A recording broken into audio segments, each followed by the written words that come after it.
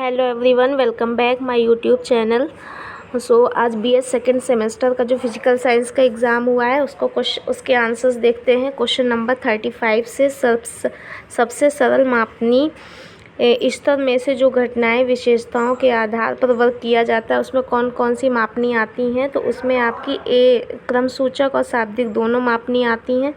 सो इसमें आपका जो है C is the right answer. Next question, एक शिक्षक की व्यावसायिक दक्षता में क्या नहीं सम्मिलित होती है। निगेटिव क्वेश्चन है आपका, तो ये चीज़ बहुत स्टूडेंट को ध्यान रखना है कि क्वेश्चन आपका निगेटिव है। एक शिक्षक की व्यावसायिक दक्षता में क्या सम्मिलित नहीं है, तो नेताओं के साथ अच्छे संबंध, ये आपका राइट आंसर डी होगा। लेकिन हर्बर्ट उपागम, नेक्स्ट क्वेश्चन है, हर्बर्ट उपागम में लेसन प्लान में औपचारिक पद कितने हैं, तो ये आपके 5 हैं। औपचारिक पद हैं ये 5 हैं। नेक्स्ट क्वेश्चन नंबर 38, इकाई योजना आधारित है। तो इकाई योजना आपकी गेस्टाल्ट वादी से, इकाई योजना जो है वो आपकी गेस्टाल्टवादी सिद्धांत से है। नेक्स्ट क्वेश्चन है 39, निम्न में से क्या एक त्रिविमीय यानी थर्ड डायमेंशन शिक्षण सामग्री है, तो ये आपका होगा मॉडल्स, प्रतिमान। नेक्स्ट क्वेश्चन है 40, अनुभव शंकु किसने प्रतिपादित किए थे, तो ये आपका एडगर डेल ने इसको प्रतिपादित किया था, बाकी ये कंफर्म नहीं है। नेक्स्ट, पावर पॉइंट का प्रयोग करके शिक्षण उदाहरण देता है, तो किसका उदाहरण देता है, तो ये प्रक्षेपित सामग्री का उदाहरण देता है। C is the right answer 41 का।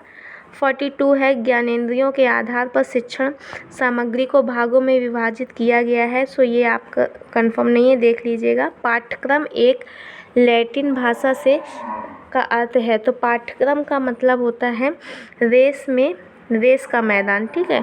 तो रेस का मैदान हो या दौड़ का मैदान, ये आपका राइट आंसर होगा।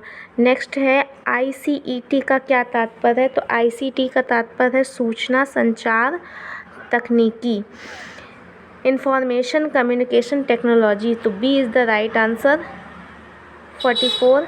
नेक्स्ट क्वेश्चन है आपका 45, सूक्ष्म शिक्षण जो माइक्रो टीचिंग के अंतर्गत पृष्ठ पोषण में अगला पद क्या आता है, तो सबसे पहले आपका आता है प्लान बनाना, उसके बाद आपका योजना बनाना, फिर शिक्षण करना, फिर उसके बाद फीडबैक। और इसमें पूछा है कि फीडबैक के बाद क्या आता है, तो पृष्ठ पोषण के बाद आता है पुनः पाठ योजना बनाना।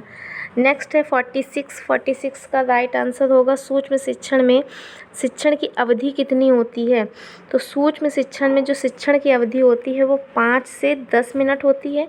अगर क्वेश्चन में होता है कि NCERT के सूक्ष्म शिक्षण में शिक्षण की अवधि कितनी होती है, तो वो 36 मिनट होती है। सो यहाँ पे राइट आंसर होगा आपका 5 से 10 मिनट। नेक्स्ट क्वेश्चन है 47, उद्देश्यों के वर्गीकरण में निम्न में से कौन संज्ञानात्मक पक्ष के अंतर्गत नहीं आता है, तो कॉग्निटिव में कौन सा नहीं आता है, तो संगठन नहीं आता है। कॉग्निटिव जो होता है आपका डोमेन, उसमें से संगठन आपका नहीं आता है, तो B is the right answer of 47। Next के MNOH बनाने की विधि का प्रयोग करके दिखाना किस विधि का उदाहरण है, तो ये आपका वैसे तो डेमोन्स्ट्रेशन मेथड है, प्रदर्शन विधि, लेकिन इसका आंसर नंबर डी भी हो सकता है, व्याख्यान सह प्रदर्शन विधि, और ऑप्शन बी भी हो सकता है। नेक्स्ट 49, निम्न में से कौन सा गुण विशिष्ट उद्देश्य का नहीं है, तो कौन सा गुण जो है वो विशिष्ट उद्देश्य का नहीं है, तो ये अब कंफर्म नहीं है, इसलिए मैं इसको स्किप कर रही हूँ। नेक्स्ट क्वेश्चन नंबर 50, पदार्थ विज्ञान में क्या सम्मिलित होते हैं, तो पदार्थ विज्ञान में आपका भौतिक विज्ञान एवं रासायनिक विज्ञान दोनों ही सम्मिलित होते हैं। 51 है, बहुविकल्पी सत्य असत्य शांतता या फिर मिलान, ये सब किस प्रकार के टेस्ट होते हैं, तो ये आपके A और B दोनों टाइप के टेस्ट होते हैं। C is the right option. Next question है आँख की रचनात्मक से, आप देख लीजिएगा। नेक्स्ट है CAI का फुल फॉर्म क्या होता है, तो ये होता है computer assisted instruction. A is the right answer.